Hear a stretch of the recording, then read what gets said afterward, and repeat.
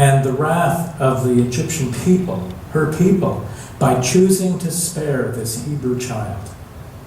Her courage was rooted in compassion.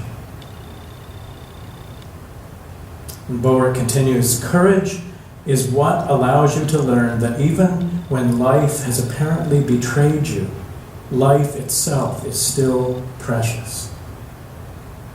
In that presence, it is impossible to be totally diminished by events outside you or outside your control, no matter how deeply they affect you. This is how I imagine the courage of Moses' mother, that even though the law made her unable to protect her child, she made the best of a bad situation by finding the courage to give him away not once, but twice, that he might have life. Each of us, each and every one of us, faces challenges in our lives for which we must find courage. It might be our mental, our physical, or our spiritual health. It might be relationship with a partner, with family, or with friends. It might be challenges in career or in retirement. It might even be an aspect or two of the world in which we live.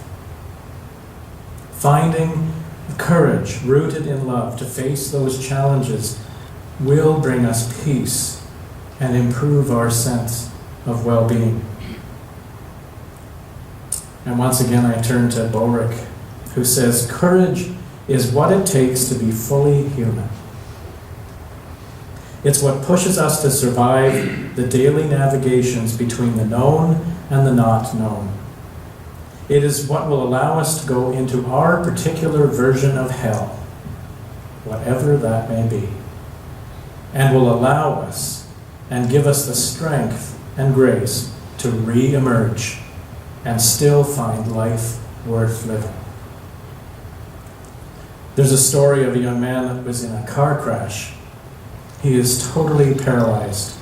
He needs a machine to breathe for him and other people to attend to his most basic needs. He will never again be able to feel the earth beneath his feet or reach out to touch someone playfully or with desire. For 2 years, he repeated every day that he wished he were dead. Then, between one day and the next, or maybe one moment and the next, something shifted in him. Life asserted itself. Love asserted itself. And he was able to meet that. Without knowing why, he finds himself the possessor of more courage than he knew he had. Although he isn't calling it courage. Instead, he simply says that for whatever reason, life matters. Each day he must practice versions of the courage he has already discovered. And he will need to discover courage all over again when he sees his friends get married, knowing that he will never marry. Or when he wakes from a dream that he has been running and knows he will never run. When middle age and then perhaps old age bring him the possibility of fresh regrets, as well as deepening insight and wisdom. If this young man can find courage, can we do any less? Jesus lived his whole life with courage, a courage grounded in love. His courage, like his forgiveness, became spiritual practice. Because courage isn't something you just go, okay, I'm going to be courageous. It takes work. That is the way of deep compassion, a deep sense of the Spirit of God in one's life. Marcus Borg, in his book, The Heart of Christianity, tells us that both the Aramaic and the Hebrew word for compassion is the same, and it is to be womb-like, to be nourishing, life-giving, and embracing.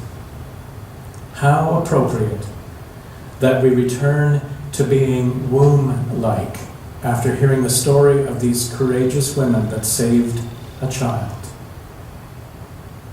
May each of us practice courage as we face into the known and the not known of our lives, knowing that each moment of courage is an act of love.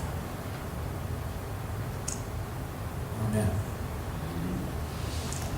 Our